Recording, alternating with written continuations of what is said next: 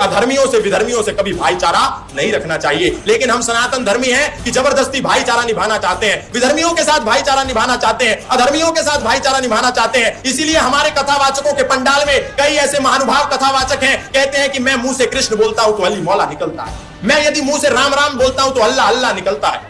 और ये तक कह देते हैं कि हमारी कथा यदि हो रही हो और सामने से कहीं अजान हो जावे, कहीं नमाज की आवाज आ जावे, तो अपनी कथा को थोड़ी देर के लिए रोक दो और उनकी इबादत भी कर लो, उसमें शामिल हो जाओ। लेकिन दुर्भाग्य इस देश का कि ऐसे कथावाचक संस्कृत तो जानते ही नहीं और उनकी भाषा में वो जो 5 बार बोलते हैं वो भी नहीं जानते। वेद में ही तो लिखा है सर्वे भवन्तु सुखिनः सर्वे सन्तु निरामया सर्वे भद्राणि पश्यन्तु मा कश्चित् दुःखं भाग् भवेत्। उनके यहाँ तो दिन में 5 बार कह रहे हैं ला इलाहा इल्लल्लाह मुहम्मदुर रसूलुल्लाह अशहदु अल्ला इलाहा इल्लल्लाह व अशहदु अन्न मुहम्मदन अब्दुहु व रसूलुहु।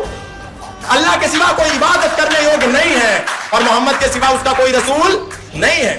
और इसीलिए जब हिंदू भाईचारा निभाते निभाते अपने राम जी की यात्रा को लेकर के सड़कों से गुजरता है और ऊपर से बमबारी हो जाती है तो बोलता है ओ ये क्या हो गया, अरे वो तो 5 बार कह रहा था कि नहीं कर सकते अल्लाह के सिवा किसी की इबादत, तुम ही उससे भाईचारा निभाने की लग रही थी, तुमको तुम्हें उसको इफ्तार पार्टी देनी थी। भगवान श्री कृष्ण